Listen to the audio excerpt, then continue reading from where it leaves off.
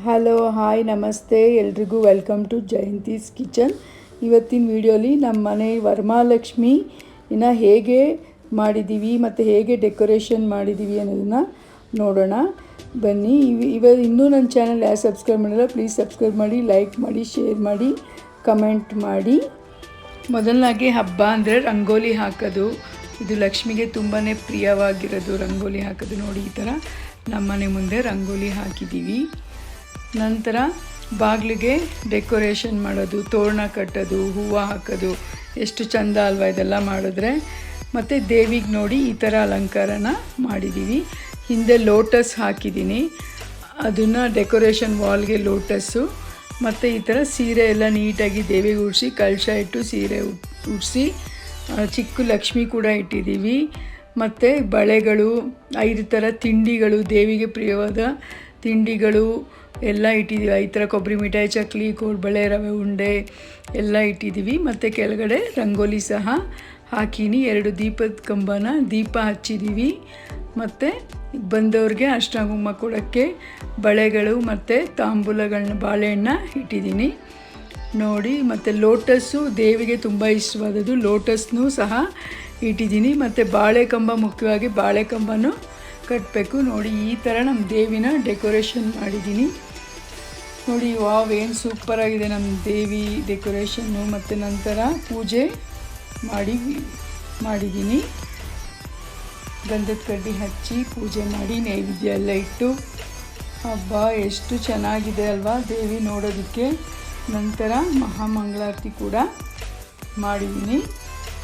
ದೇವಿನ ಅಲಂಕಾರ ಮಾಡಿದ್ರೆ ನೋಡೋದಕ್ಕೆ ಎಷ್ಟು ಚೆಂದ ಅಲ್ವಾ.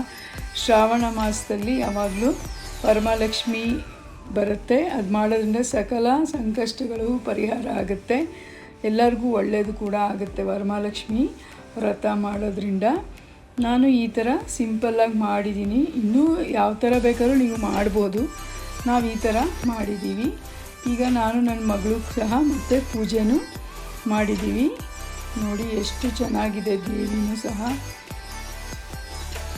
ನೀವು ಎಲ್ಲ ಮಾಡಿದ್ದೀರಾ ಅಂತ ಅಂದ್ಕೋತೀನಿ ಪೂಜೆನ.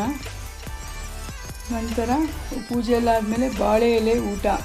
ಏನೇನು ಅಡುಗೆ ಮಾಡಿದ್ವಿ, ಪಾಯಸ, ಕಡಲೆಬೇಳೆ ಪಾಯಸ, ಕೋಸಂಬರಿ, ಮತ್ತು ಆಲೂಗಡ್ಡೆ ಪಲ್ಯ, ಮತ್ತು ವಾಂಗಿಬಾತು, ಒಬ್ಬಟ್ಟು, ದೇವಿಗೆ ಪ್ರಿಯವಾದ ಒಬ್ಬಟ್ಟು ಮಾಡಿದ್ದೀನಿ, ಒಬ್ಬಟ್ಟು ಸಾರು ಮಾಡಿದ್ದೀನಿ, ಅನ್ನ ಮತ್ತು ಹುಳಿನೂ ಮಾಡಿದ್ದೀನಿ, ಮತ್ತು ಆಂಬೊಡೆ ಇದೆಲ್ಲ ಮಾಡಿದ್ದೀನಿ. ಅಚ್ಚುಕಟ್ಟಾಗಿ ಕೆಳಗಡೆ ಕೂತ್ಕೊಂಡು ಬಾಳೆ ಎಲೆ ಹಾಕಿ ಊಟ ಮಾಡೋದು ಅವತ್ತಿನ ಎಷ್ಟು ವಿಶೇಷ ಅಲ್ವಾ.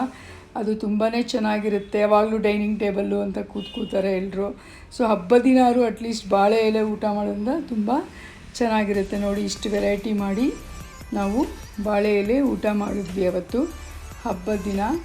ತುಂಬ ಚೆನ್ನಾಗಿತ್ತು ಅಡುಗೆ ಕೂಡ, ಎಲ್ಲ ತುಂಬ ಚೆನ್ನಾಗಿತ್ತು. ಆಮೇಲೆ ನಮ್ಮ ಅಕ್ಕ ಬಂದಿದ್ದರು, ಅವರು ಒಂದು ಸ್ವಲ್ಪ ದೇವಿ ಹಾಡುಗಳನ್ನ, ಲಕ್ಷ್ಮಿ ಹಾಡುಗಳನ್ನ ಹೇಳಿದ್ರು ತುಂಬ ಚೆನ್ನಾಗಿ.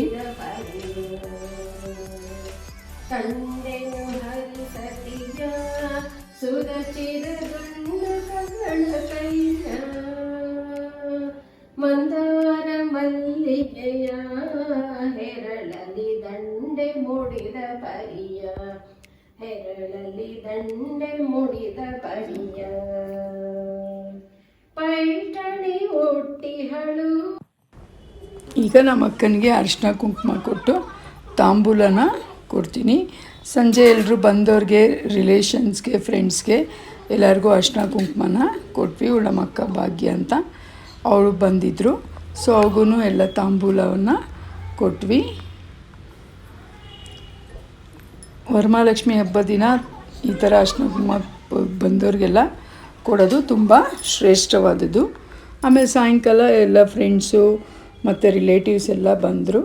ನಮ್ಮ ಅಕ್ಕನ ಮಕ್ಕಳು ಮತ್ತು ನನ್ನ ಮಗಳು ಫ್ರೆಂಡ್ಸು, ನಮ್ಮ ಅಕ್ಕ ಗೀತಾ ಅಂತ ಅವರು ಬಂದಿದ್ದರು. ಸೊ ಎಲ್ಲರೂ ಬಂದು ತುಂಬ ಚೆನ್ನಾಗಿತ್ತು.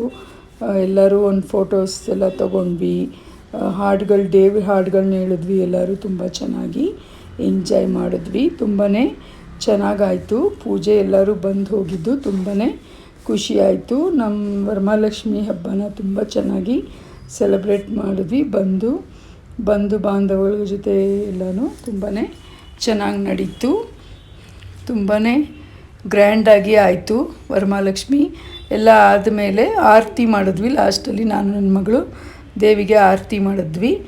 ಎಲ್ಲರಿಗೂ ದೇವರು ಒಳ್ಳೇದು ಮಾಡಲಿ ವರಮಹಾಲಕ್ಷ್ಮಿ ಪೂಜೆ ಮಾಡಿದವ್ರಿಗೆಲ್ಲ ದೇವರು ಸಕಲ ಇಷ್ಟಾರ್ಥಗಳನ್ನೆಲ್ಲ ನೆರವೇರಿಸಲಿ ಅಂತ ದೇವ್ರನ್ನ ಕೇಳ್ಕೊತೀನಿ.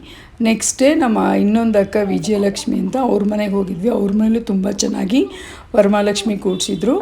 ಆವತ್ತಿನ ದಿನ ಹೋಗೋಕ್ಕೆ ನನಗಾಗಲಿಲ್ಲ. ನೆಕ್ಸ್ಟ್ ಡೇ ಹೋಗಿ ಅವ್ರ ಮನೇಲಿ ಎಲ್ಲ ದೇವಿನ ಅವರು ತುಂಬ ಚೆನ್ನಾಗೆಲ್ಲ ಅಲಂಕಾರ ಮಾಡಿದರು. ನೋಡಿ ಎಷ್ಟು ಚೆನ್ನಾಗಿ ಮಾಡಿದ್ದಾರೆ ಅವರು ದೇವಿನ. ಅವ್ರ ಮನೆಗೂ ಹೋಗಿ ವಿಸಿಟ್ ಮಾಡಿ ಬಂದ್ವಿ.